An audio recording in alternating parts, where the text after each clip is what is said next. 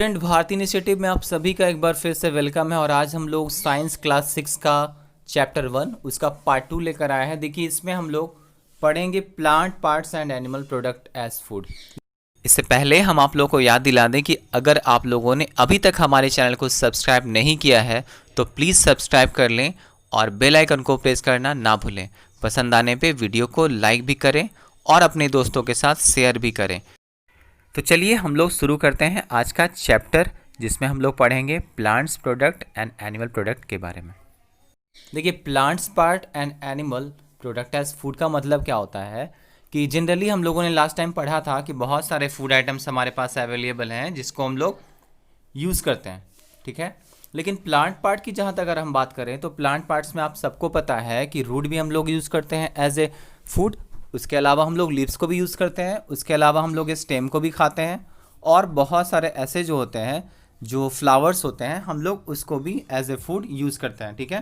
तो चलिए हम लोग सबसे पहले फोकस करते हैं यहीं पे। देखिए, plants are one sources of our food. अब आपका एक क्वेश्चन है कि which parts of plant are this. तो जनरली हम लोग ऐसे अगर मान लीजिए यहाँ पे प्लांट्स ड्रॉ करते हैं तो आपने एनसीईआरटी की बुक में आपकी दी हुई है पिक्चर। यहाँ पे आपका फ्लावर होता है, ये हमारा रूट होता है, ठीक है, और ये हमारे लीव्स हैं, ठीक है, इस तरह से। तो जो भी प्लांट का पार्ट है एडिबल फॉर्मेट में हम लोग उसको क्या करते हैं एज ए फूड यूज़ कर सकते हैं। जैसे एग्जाम्पल में हम लोग देख लेते हैं, यहाँ पे एग्जाम्पल की अगर हम लोग बात करें तो यहाँ देखिएगा कि पार्ट्स ऑफ प्लांट, जैसे we eat many leafy vegetables, ठीक है, हम लोग स्पाइनच खाते हैं, कैबेज खाते हैं, ठीक है, ये सब कुछ क्या है, लीफी वेजिटेबल्स है। उसके अलावा हम लोग कुछ प्लांट्स के फूड को भी खाते हैं, ठीक है, जैसे समटाइम हम लोग रूट भी खाते हैं, कैरेट हो गया, रेडिश हो गया, इस तरह से, ठीक है। और कुछ कुछ हम लोग स्टेम्स जैसे पोटैटो है ना, ये सब भी हम लोग यूज़ करते हैं एज ए फूड। तो have you ever eaten pumpkin flowers dipped in rice paste and fried? Right. देखिए, यहाँ पे बात हो रही है पम्पकिन के पकौड़े की, ठीक है। तो पम्पकिन का पकौड़ा कैसे बनेगा, सबसे पहले हमें क्या करना होता है कि यहाँ पे लिखा हुआ है पम्पकिन फ्लावर्स, देखिएगा। तो ये जो पम्पकिन फ्लावर्स है उसको हम लोग क्या करते हैं, डिप कर देते हैं राइस के पेस्ट में, है ना, चावल के आटे में, और फ्राई कर देते हैं। तो ये आपने क्या देखा कि फ्लावर जो है हमारा, तो फ्लावर भी हमारे लिए एक फूड आइटम्स है, हालांकि वो भी पार्ट ऑफ प्लांट है, ठीक है। इस पैराग्राफ के आगे यहाँ पे लिखा हुआ है कि सम प्लांट्स हैव 2 और मोर एडिबल ईटेबल पार्ट्स। जनरली सही बात है कि यहाँ पर हम लोगों का एक प्लांट है, उसके कई पार्ट्स हम लोग यूज़ कर सकते हैं ईटेबल के रूप में, यानी खाने वाली चीज़ों के रूप में। जैसे seeds of mustard plant give us oil and the leaves are use as a vegetable, ठीक है। देखिए, हम लोगों ने नॉर्मली सुना है कि जो हमारा ये सीड होता है, ठीक है ना, मस्टर्ड का सीड मतलब जिसको हम लोग यूज़ करते हैं, ठीक है ना, स्पाइसेस के रूप में। और भी एक चीज़ है कि हम लोग इसका अगर क्रशिंग करते हैं इसके बाद हम लोग इसका ऑयल यूज़ करते हैं जिसको हम लोग बोलते हैं सरसों का तेल, ठीक है। तो ये एडिबल होता है हमारे लिए। एक बात और यहाँ पर है कि हमारे एक पास एक स्टेपल फूड है पंजाब का, हम लोग जनरली जानते हैं, उसे हम लोग बोलते हैं सरसों का साग और मक्के की रोटी। तो ये जो सरसों का साग होता है जनरली हम लोग क्या करते हैं कि उसी के लीव्स को यूज़ करते हैं, ठीक है ना। तो यहाँ पर लिखा हुआ है कि मस्टर्ड प्लांट्स जो है हम लोग को ऑयल सीड भी देता है, ऑयल भी, और उसके लीव्स को हम लोग वेजिटेबल के रूप में भी यूज़ कर सकते हैं, ठीक है। तो आप भी देखिए यहाँ पर कि can you think of the different parts of a banana plant that are used as food? Think of more. देखिए, सिंपली हम लोग क्या करते हैं कि अब हमें ये बताया जा रहा है कि आप बनाना का जो प्लांट है उसके तरफ ध्यान दीजिए। तो उसके फ्रूट्स को तो हम लोग एज ए वेजिटेबल यूज़ करते ही हैं, जब वो राइपन हो जाते हैं तो हम उसको फ्रूट के रूप में भी यूज़ कर सकते हैं। अब example where many parts of a single plant are use as food. देखिए, examples where many parts of a single plants are use as food. देखिए, सिंपल है कि बहुत सारे जो मतलब ऐसे भी प्लांट्स हैं जिसका सिर्फ एक सिंगल पार्ट यूज़ किया जाता है, ठीक है, उसी में ये बनाना आ गया, ठीक है। इसका और कोई पार्ट जो है वो यूज़ नहीं किया जाता ईटेबल के फॉर्म में, ठीक है, सिर्फ इसका फ्रूट ही इस्तेमाल किया जाता है, ठीक है। चलिए, अब यहाँ से हम लोग देखेंगे एक्टिविटी 4 को, ठीक है। अब एक्टिविटी 4 में क्या कह रहा है, यहाँ पे एक्टिविटी 4 में ये लिस्टेड है कि from all the food items you have listed in table 1.3 choose those items whose ingredients are obtain from plants which part of plant. अब आपको ये बताना है कि देखिए, हम लोगों ने टेबल 1.3 पे गौर किया था कि बहुत से ऐसे पार्ट्स हैं हमारे प्लांट्स के जो ये टेबल के फॉर्म में यूज किए जाते हैं। तो हमें अगर किसी डिश की बात करनी है, अगर हम किसी डिश की बात करते हैं तो हम उसके इंग्रेडिएंट्स की तरफ ध्यान देंगे, और उस इंग्रेडिएंट्स की तरफ ध्यान देने के बाद हम ये गेस करेंगे कि वो इंग्रेडिएंट्स प्लांट्स के किस पार्ट से हमें मिलता है, ठीक है। इससे हमारा कंसेप्ट और क्लियर होगा कि प्लांट्स प्रोडक्ट जो है वो हमारे लिए फूड के रूप में कैसे यूजफुल है, ठीक है। Identify this and list the food items and plant parts as shown in the table 1.4। चलिए हम लोग टेबल 1.4 की तरफ देखते हैं। यहाँ जनरली आप देख सकते हैं कि हमारे पास लेफ्ट साइड में दिया हुआ है food items with plants as the major source.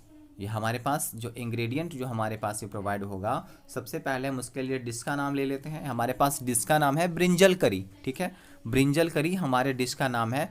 अब हमें उसके लिए किन किन चीज़ों की जरूरत होगी, दैट्स मीन इंग्रेडिएंट्स, या फिर हम उसको सोर्स बोल सकते हैं। तो यहाँ पे पहले हम लोग को सबसे पहले उसके बेस फॉर्म के लिए ब्रिंजल चाहिए, क्योंकि ये ब्रिंजल करी है, ठीक है। उसके बाद एज ए स्पाइस हमें चिली का यूज़ करना होगा, ठीक है। ऑयल हमारे पास टेस्ट के लिए, ठीक है। उसके बाद ये ग्राउंडनट ऑयल जो लिखा हुआ है, नहीं बादाम का तेल, ठीक है। मस्टर्ड, सोयाबीन और अदर प्लांट्स। तो ध्यान से देखिएगा कि जो अदर प्लांट्स सब कुछ है वो हम लोगों को इतना कुछ प्रोवाइड करता है। ये सोर्स हमारे पास ये है, ठीक है। ब्रिंजल करी बनाने के लिए जो भी हमारे पास इंग्रेडिएंट्स होंगे हमें अलग अलग पौधों से मिलेंगे, ठीक है। तो ब्रिंजल कौन सा पार्ट है, पहले हम इसको कैटेगराइज करेंगे। तो ये फ्रूट है। चिली की जहाँ तक बात करते हैं तो वो भी हमारा फ्रूट है।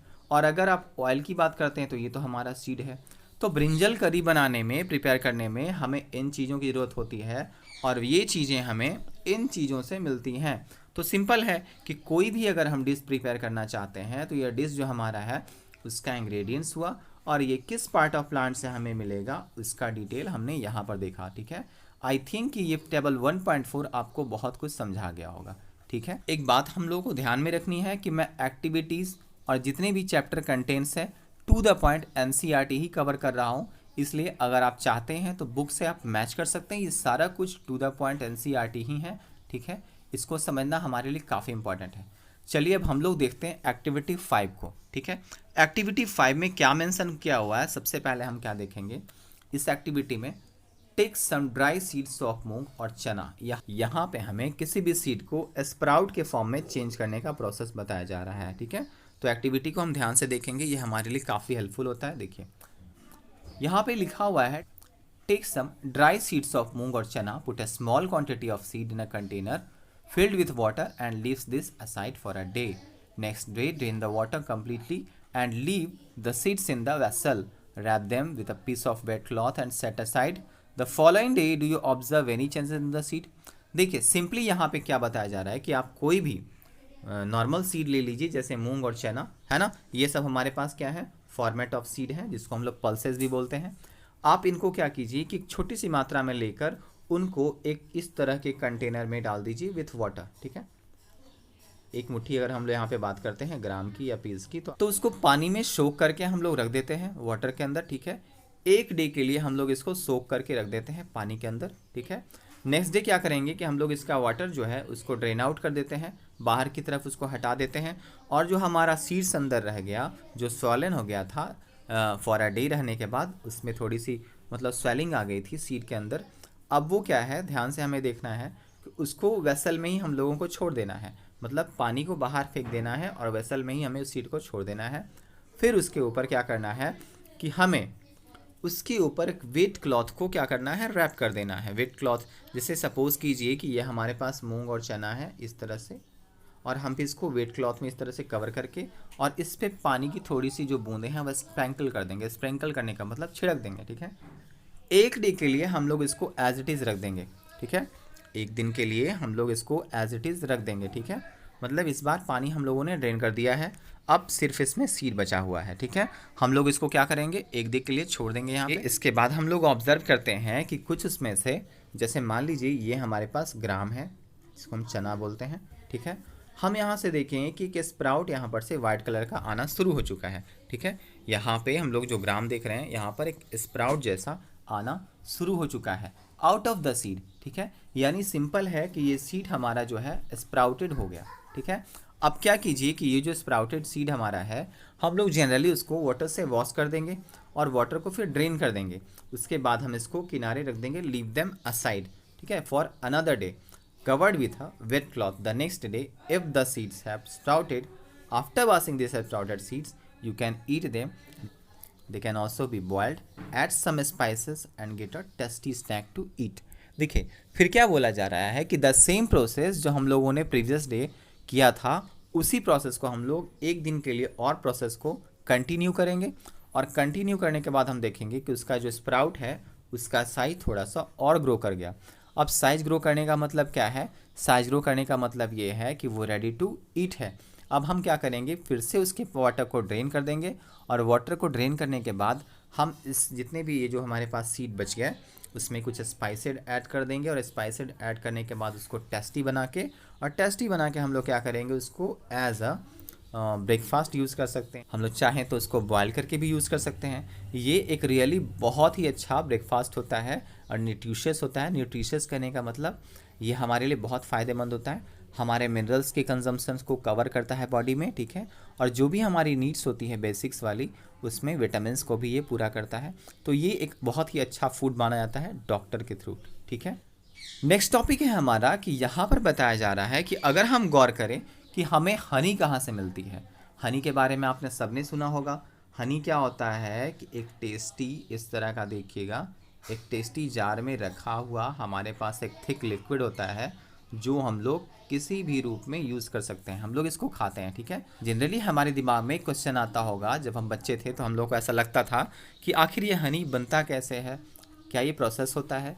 हाँ, ये प्रोसेस होता है, बट ये काफ़ी ज़्यादा टफ प्रोसेस है। देखिए यहाँ पर हम देखते हैं कि have you seen a beehive where so many bees keep buzzing out.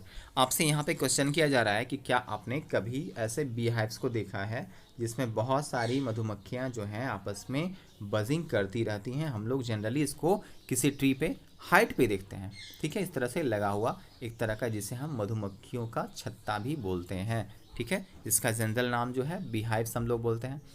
अब देखिए प्रोसेस कितना कॉम्प्लिकेटेड है। फर्स्ट ऑफ ऑल बीज कलेक्ट नेक्टर। अब नेक्टर क्या होता है? तो नेक्टर का मतलब होता है फूलों का रस, ठीक है। ये जो हमारा वर्ड है नेक्टर, इसका मतलब होता है फूलों का रस, ठीक है।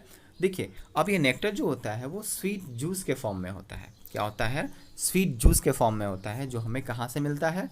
फ्लावर से। हम इसे फ्लावर से गेट करते हैं। अब इसे convert it into honey and store it in their hives.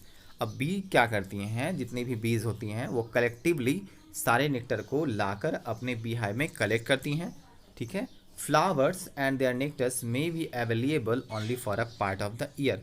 एक चीज़ आपको हमेशा ध्यान रखना है कि ऐसा नहीं है कि किसी भी फ्लावर में through out the year nectar मौजूद होता है, ऐसा नहीं है। थ्रू आउट द ईयर अगर नेक्टर मौजूद होता तो काफ़ी बड़ी मात्रा में हमारे पास हनी अवेलेबल होता, ठीक है। तो एक सीज़न होता है, एक पार्टिकुलर सीज़न होता है फ्लावर्स का, जिनमें वो लोग नेक्टर को एफिशिएंटली प्रोड्यूस करते हैं, ठीक है। एफिशिएंटली नेक्टर प्रोड्यूस करने का मतलब है, और जो बीज होती उस प्रॉपर टाइम की वेट करती हैं कि कब नेक्टर्स जो है फ्लावर्स के अंदर आता है, और हम लोग उसको सक करेंगे, और सक करने के बाद हम उसको लाकर अपने बी हाइव में कलेक्ट करेंगे। ये प्रोसेस अकेले एक बी का नहीं है, ये ग्रुप ऑफ बीज करती हैं, ठीक है।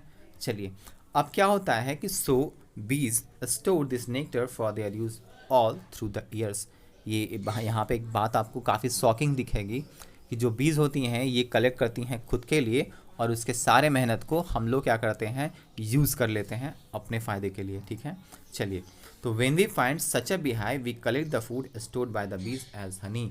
हम लोग क्या करते हैं कि उन लोगों के द्वारा स्टोर किया गया फूड जो वो लोग throughout the year wait करने के बाद एक सर्टेन सीज़न के अंदर अपना नेक्टर लाते हैं, यहाँ कलेक्ट करते हैं, प्रोसेस करते हैं, और फिर उसके बाद प्रिपेयर करते हैं अपना फूड, और हम लोग क्या करते हैं कि उसी फूड को यूज़ कर लेते हैं as A Honey.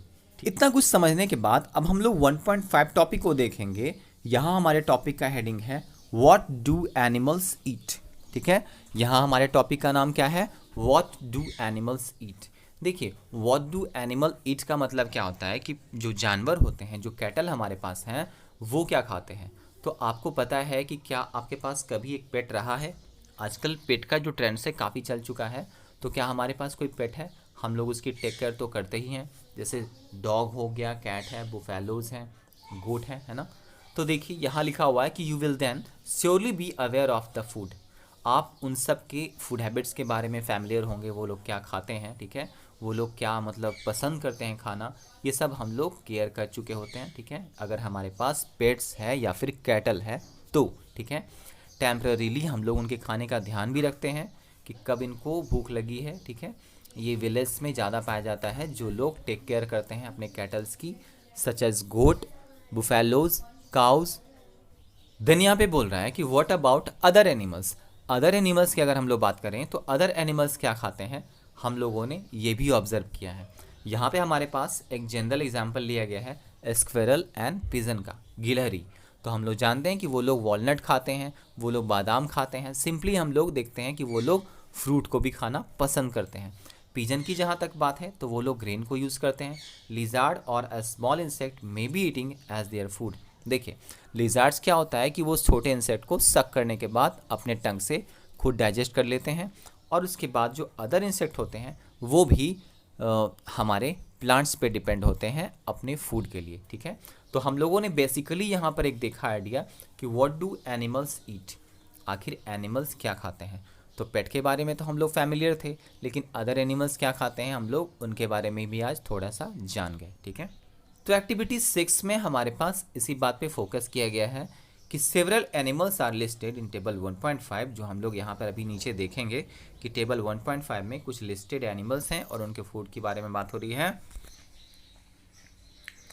The type of food they eat is also given. अब देखिए उन लोग क्या क्या खाते हैं वो भी यहाँ पर दिया हुआ है। चलिए हम लोग देखते हैं टेबल 1.5 को। सबसे पहले हम लोग देखते हैं एनिमल में बुफेलो को। बुफेलो ग्रास का यूज़ करते हैं, ऑयल केक खाते हैं, हे और ग्रेन्स को यूज़ करते हैं एज ए फूड, ठीक है। उसके बाद अगर हम बात करें पेट में कैट की, तो कैट क्या है, वो स्मॉल एनिमल्स जैसे रैट को खा जाती है, बर्ड्स और मिल्क को बहुत ज़्यादा प्रेफर करती है। उसी तरह से हम लोग रैट के बारे में देखेंगे, लायन, टाइगर, इसके बारे में लिस्ट को फुलफिल कर लेंगे, ठीक है। चलिए अकॉर्डिंग टू फूड हैबिट्स अब हम लोग क्या करते हैं कि एनिमल्स को कैटेगरी में बांट देते हैं, ठीक है। तो हमारे पास एक फर्स्ट कैटेगरी है हर्बीवोरस, सेकंड का नेम है कार्निवोरस एंड थर्ड का नेम है ओमनिवोर। यहाँ से हम लोग डिफिनेशन को देखते हैं कि those animals which eat only plants product, उसे हम क्या बोलते हैं, हर्बीवोरस, ठीक है। उसे हम क्या बोलते हैं, हर्बीवोरस, लाइक काउ, बुफेलो, ठीक है। But some animals use other animals as their food, हम लोग उसको कार्निवोरस बोल सकते हैं। बट एक कैटेगरी ऐसी भी है जो प्लांट्स प्रोडक्ट और एनिमल प्रोडक्ट्स को इक्वली कंज्यूम करती है, हम लोग उसको बोलते हैं ओमनिवोर्स, ठीक है। तो कार्निवोरस में हम लोग टाइगर को देख सकते हैं, ठीक है, लायन को देख सकते हैं, और ओमनिवोरस में हम लोग क्या देख सकते हैं, ओमनिवोरस में हम लोग देख सकते हैं बियर को देख सकते हैं, ठीक है। तो इस तरह से हम लोगों ने फूड हैबिट्स के हिसाब से एनिमल्स की कैटेगरी को भी यहाँ पर देखा। ये हमारे पास 3 कैटेगरीज हैं यहाँ पर। देखिए हर्बीवोरस में हम लोगों ने काऊ को देखा, उसके बाद कार्निवोरस में हम लोगों ने लायन को देखा, और डॉग हमारे पास ओमनिवोरस है। ये जो है सब कुछ खा लेता है, इसलिए हम इसको ओमनिवोरस की कैटेगरी में रखते हैं, ठीक है। We know that there are many amongst us who do not get sufficient food. देखिए हमारे पास अभी भी बहुत सी क्लासेस ऐसी हैं जो सफिशिएंट फूड नहीं प्राप्त कर पाती है। तो we need to find ways by which more food can be grown in the country that will not be enough. We will need to find ways to ensure that this food is made easily available to each and every one of us. देखिए हमारी country का बहुत सा part अभी ऐसा है जहाँ खाना लोगों को अवेलेबल नहीं है।